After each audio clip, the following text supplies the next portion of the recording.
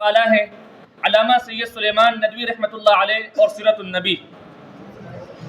محترم سامعین، بر صغیر کے نامور سیرت نگار، آفاق بی، مایہ ناز، عالم دی، قابل قدر مورخ و مصنف، ملقب بسید الطائفہ علامہ سید سلیمان ندوی رحمۃ اللہ علیہ کی شخصیت ناقابل محتاج تعارف ہے۔ آپ کی ولادت ضلع پٹنہ کے قصبے دیسنا میں 22 نومبر 1884 کو ہوئی۔ آپ کے والد حکیم سید ابو الحسن ایک صوفی منش انسان تھے۔ تعلیم، آپ کی تعلیم کا آغاز خلیفہ انور علی اور مولانا مخصوص سے ہوا۔ 1901 میں دارالعلوم ندوۃ العلماء تشریف لائے اور 7 سال تک یہاں اپنا تعلیمی سلسلہ جاری رکھا اور علامہ شبلی نعمانی رحمۃ اللہ علیہ سے خصوصی فیض حاصل کیا۔ علامہ شبلی نعمانی کی نگاہیں جوہر شناس دیکھ رہی تھی کہ علم کے عالم ناسوت میں ایک تائر نظر آ رہا ہے، جو کیا عجب علم کا لاہوتی بن کر اس فضا میں جبروتی و ملکوتی بھی بن جائے۔ چنانچہ سید صاحب نے اپنے استاذ علامہ شبلی کی نگرانی میں الندوہ نامی مجلے میں مضامین لکھنے شروع کیے۔ طرح طرح کے نئے نئے عنوانات منتخب کر کے اپنے علمی دماغ کی زرخیزی اور ذہن کی بلند پروازی کا ثبوت دیا۔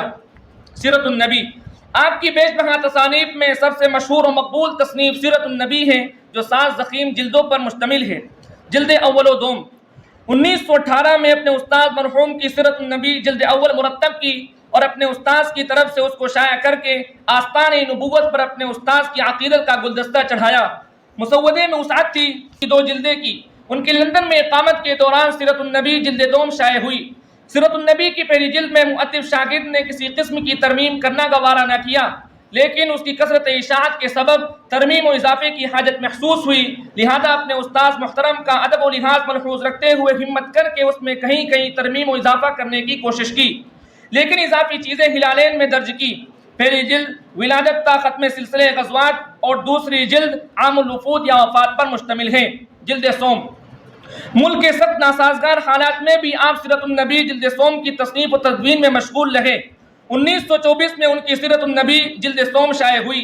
اس کے کچھ صفحات مولانا عبدالباری ندوی رحمۃ اللہ علیہ کے لکھے ہوئے ہیں، باقی سب سید صاحب کے ہیں۔ یہ جلد معجزات پر مشتمل ہے۔ یہ موضوع کوئی دل آویز موضوع نہ تھا، بلکہ خشک، مشکل اور سنگلاخ تھا، لیکن اس کو پیش کرنے میں سید صاحب نے کچھ ایسا طاقتور انداز بیان اختیار کیا کہ اس کو پڑھتے وقت محسوس ہوتا ہے کہ اس وقت سید صاحب کی علمی معرفت اور تحقیقی نظر اپنے وجہ کمال پر تھی۔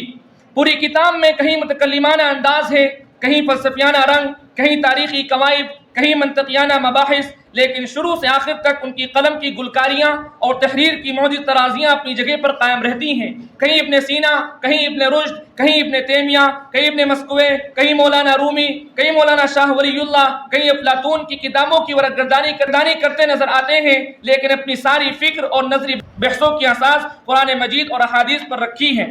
جلد چہارم 1932 میں سیرت النبی جلد چہارم شائع ہوئی۔ یہ 880 صفحات پر مشتمل ہے۔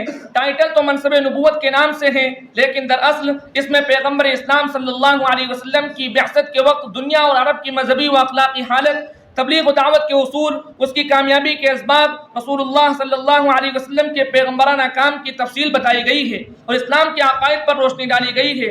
مباحث تو بڑے نازک تھے، لیکن اس کو لکھنے میں کسی خاص فرقے کی ترجمانی نہ کی، بلکہ قرآن کریم سے استناد اور احادیث صحیحہ سے پورا فائدہ اٹھایا اور 20ویں صدی کا ذہن جس اسلوب و زبان طرز ادا کا طلبگار تھا، وہی پیرایا اختیار کر کے اس کو مطمئن کیا۔ جلد پنجم، یہ عبادات پر مشتمل ہے۔ جلد ششم، یہ جلد اخلاقی تعلیمات پر مشتمل ہے۔ 1939 میں شائع ہوئی، جس کی ضخامت 888 صفحات ہے۔ اس جلد میں اسلام میں اخلاق کی اہمیت بتائی گئی ہے اور اس پر زور دیا گیا ہے۔ اس کی نمایاں خصوصیت یہی ہے کہ جو بات پیش کی گئی ہے اس کی تائید کے لیے قرآن کی آیتیں اور احادیث پیش کی گئی ہیں۔ جلد ہفتم، اس کا مقدمہ معاملات پر مشتمل ہے اور باقی عنوانات درج ذیل ہیں۔ نمبر 1، اسلام میں حکومت کی اہمیت و حیثیت۔ نمبر 2، سلطنت اور دین کا تعلق اور امت مسلمہ کی بعثت۔ نمبر 4، قوت عاملہ یا قوت عاملہ۔ نمبر 5، حاکم حقیقی صرف اللہ تعالیٰ ہے۔ اسی طرح آپ نے سیاست کی اسلامی روح کو جس پرزور، مؤثر، خوبصورت انداز میں قلم بند کیا، وہ موجودہ دور کے مسلم حکمرانوں کے لیے مشعل ہدایت ہے۔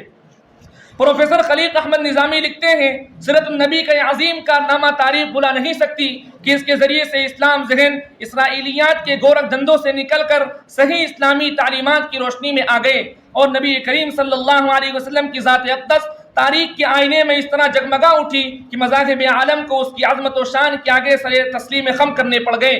شاید ہی کسی دوسری زبان میں سیرت النبی کے پائے کی کتاب لکھی گئی ہو۔